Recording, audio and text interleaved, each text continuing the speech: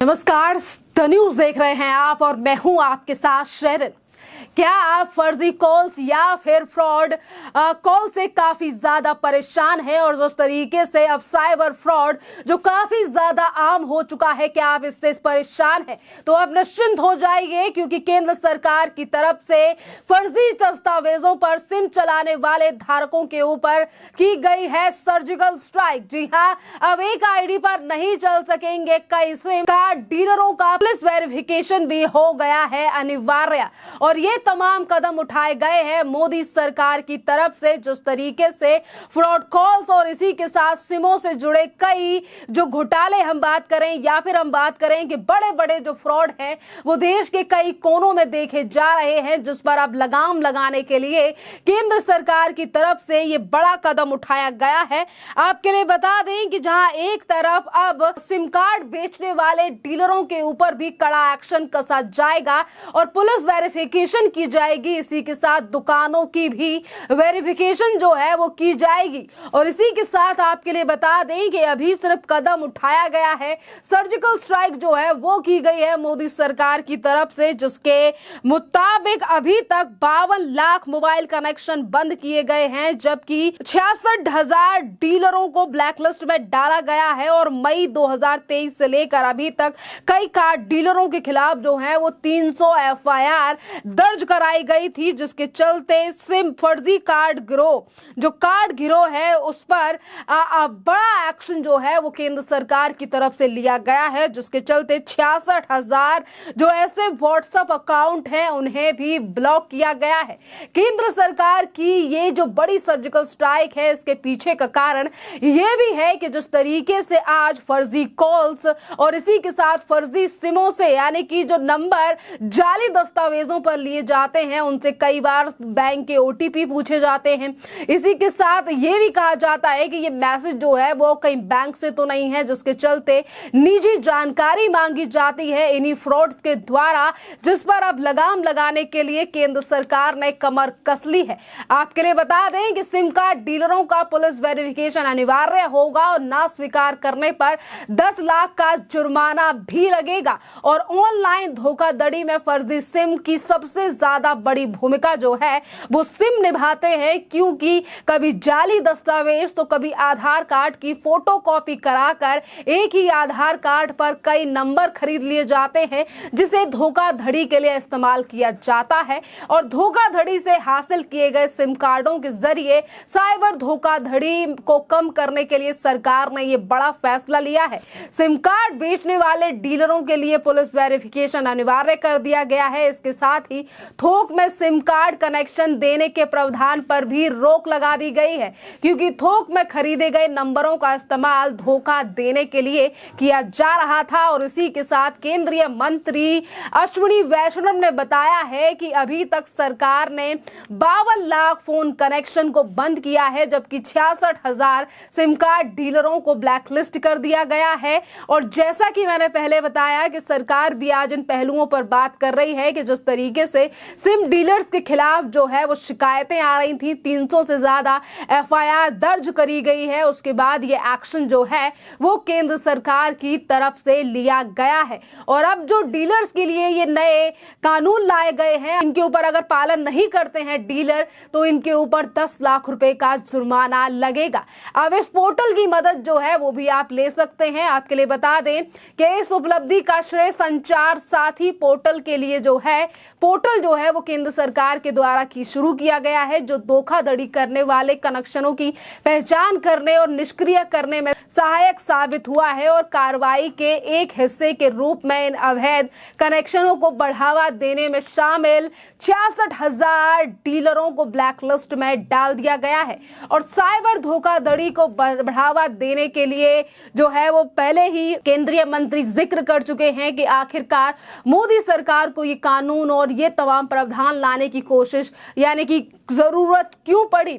आपके लिए बता दें कि जो जल्द ही लागू किए जाएंगे। मोबाइल के सिम कार्ड के लिए डीलरों के लिए सत्यापन और बायोमेट्रिक प्रमाणीकरण क्रिया को अनिवार्य करेंगे। अभी मोदी सरकार की तरफ से ये बात कही गई है।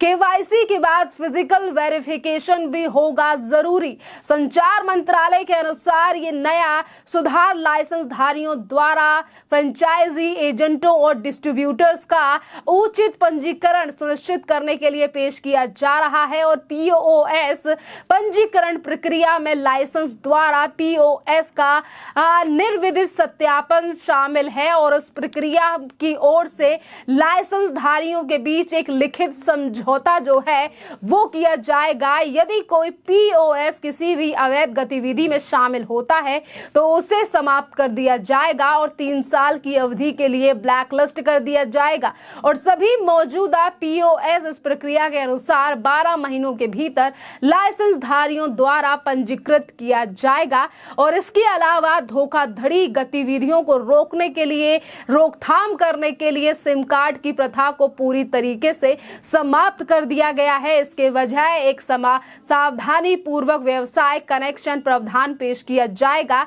जो कि वास्तविक व्यवसाय को प्रॉपर सत्यापन और पंजीकरण प्रोटोकॉल के बाद ही कनेक्शन प्राप्त करने की अनुमति देगा। मंत्रालय ने इकाइयों पर बात करते हुए अपने सभी एंड यूजर्स के केवाईसी को पूरा करने के अधीन किसी भी नंबर का मोबाइल कनेक्शन ले सकती है, जबकि सिम कार्ड यूजर्स के सफल केवाईसी और एड्रेस के फिजिकल सत्यापन के बाद ही सक्रिय किया जाएगा।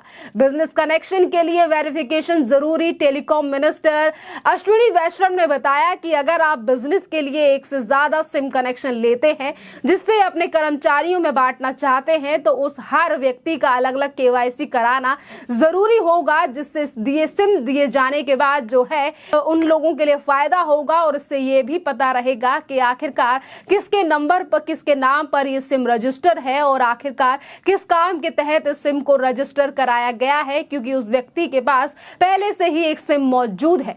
और इसी के साथ अगर हम एक उदाहरण देकर आपको समझाएं तो मान लीजिए आपके बिजनेस के मकसद से 100 सिम कार्ड खरीद लिए तो आपको जिस कर्मचारी को वो सिम देना है उस कर्मचारी का केवाईसी कराने के बाद उसे सिम दे सकते हैं। देश में 10 लाख से ज्यादा सिम कार्ड डीलर हैं और नए नियम के तहत पुलिस वेरिफिकेशन के लिए सभी को पर्याप्त समय दिया जाएगा। दरअसल देश में साइबर फ्रॉड करने वाले फ्रॉडों को अंजाम देने के बाद फौरन सिम बदल लेते हैं। एक ऐसा मामला जो है वो उड़ीसा से भी सामने आया और उड़ीसा में 16,000 प्री एक्टिवेटेड सिम जब्त किए गए थे। ये सिम कार्ड ऐसे लोगों के नाम पर लिए गए थे जिसकी जानकारी ही नहीं थी उन लोगों को कि इनके नाम पर ये 16,000 सिम कार्ड जो हैं वो चल रहे हैं। और इसी के साथ आपके लिए बता दें कि कहीं आपका भी सिम कार्ड किसी आईडी पर तो नहीं है, कहीं आपका अगर आपकी आईडी पर किसी ने फर्जी कार्ड ले रखा है या आपकी आईडी पर कितने सिम कार्ड हैं, इस बात की जानकारी भी अब आप घर पर बैठे ले सकते हैं। ये जो नए प्रावधान केंद्र सरकार के द्वारा लाए गए हैं, इसको चेक करने के लिए सरकार की ओर से संचारी पोर्टल की शुरुआत की गई है, जिसके जरिए आप पता लगा सकते हैं कि आपकी आईडी पर कितने सिम अलॉट किए गए हैं। साथ ही आप फर्जी सिम को ब्लॉक भी करा सकते हैं। इस साइबर फ्रॉड से बचने के लिए ये केंद्र सरकार की तरफ से जो है ये बड़ा प्रावधान लाया गया है और दूसरे ग्राहक को आपका नंबर तब तक नहीं दिया जाएगा जब तक कि आप यानी कि जब तक आप इस वेबसाइट पर जाकर ये मैसेज नहीं डालते हैं या फिर ये सूचना नहीं देते हैं कि आप ये नंबर बंद करवाना चाहते हैं। इसी के साथ आपके लिए बता दें कि आखिरकार क्यों जरूरी रहा है, केंद्र सरकार क्यों ये तमाम प्रावधान लेकर आई है और क्यों आखिरकार ये सर्जिकल स्ट्राइक जो है वो की गई है, क्योंकि देश में ऐसे कई मामले सामने आए हैं जिसमें इन्हीं फर्जी सिमों का इस्तेमाल कर कई फ्रॉडों ने जो है वो कईयों के बैंक लूट लिए या फिर कई इसी तरीके की जो फ्रॉड हैं वो सामने आए। आपके लिए बता दें कि एक ही आधार कार्ड पर चल रहे थे 678 सिम कार्ड। देश में हर सिम कार्ड जो है वो स्कैन का भांडाफोड़ हो रहा है। हाल ही में पुलिस ने एक ऐसे फ्रॉड का भांडाफोड़ किया जिसमें आधार कार्ड का गलत इस्तेमाल हो रहा था और पुलिस के मुताबिक एक ही आधार कार्ड पर 558 सिम कार्ड कार्ड जारी किए गए थे और ये सिम कार्ड का इस्तेमाल किया जा रहा था। और ये मामला जो है वो तमिलनाडु के से सामने आया था, जिस पर एक व्यक्ति के पास से एक आधार कार्ड पर यानी कि 100 से 150 कार्ड बरामद किए गए थे, यानी कि सिम कार्ड जो है वो बरामद किए गए थे। और इन्हीं सिम कार्डों से जो है वो साइबर फ्रॉड को अंजाम दिया जा रहा था। और इन्हीं तमाम मुद्दों पर नजर रखते हुए जो है वो केंद्र सरकार की तरफ से ये सर्जिकल स्ट्राइक की गई है। जिस तरीके से तमाम डीलर्स को, यानी कि जो सिम बेचने वाले डीलर्स हैं, उन्हें ब्लॉक किया गया है। जो चंद पैसों के लालच में कई लोगों को सिम जो है वो एक ही आधार कार्ड पर कई सिम जो है वो दे देते हैं। और इसीलिए अब केंद्र सरकार हर मुद्दे को लेकर सख्त होती हुई नजर आ रही है, जिसका पहलू या फिर जिसका काम जो है वो इन साइबर फ्रॉडों से जुड़ा हुआ है। यानी कि अब साइबर फ्रॉड करने वाले, जो धोखाधड़ी देने वाले लोग हैं, अब उन्हें सावधान हो जाना चाहिए, क्योंकि अब केंद्र सरकार की नजर जो है वो हर साइबर क्राइम, हर साइबर फ्रॉड पर है। और इसीलिए ये तमाम प्रावधान जो है वो देश की मोदी सरकार के द्वारा लाए जा रहे हैं। खैर, इस पूरे मामले के बारे में आपकी जो भी राय हो, आप हमें कमेंट कर जरूर बताइए।